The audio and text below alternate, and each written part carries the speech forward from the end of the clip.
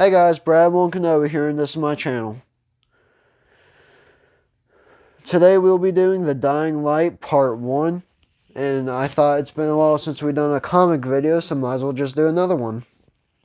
So this cover is pretty cool. I love how the Inquisitors are just standing around him with their lightsabers out about to fight. Then you have Vader just standing there ready to kill them all. But obviously he doesn't kill them, it's like a training thing, so he's just gonna train them, make them better than they are, and continue their journey being Inquisitors. You can see there's the Grand Inquisitor behind Vader. There's Vader. There's, I believe, the fourth brother. I don't know whose arm that is in the front there. And I believe that's the sixth sister and whoever that brother is. And I'm probably wrong about the names, but I'm not perfect, so let's get right into the comic.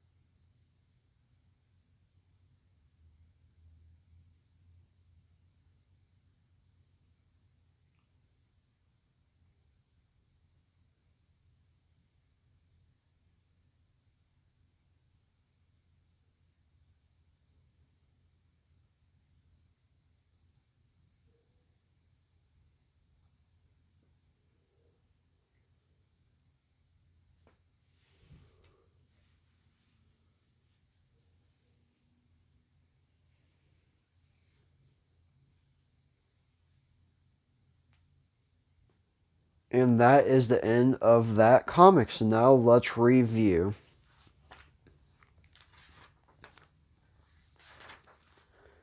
Alright.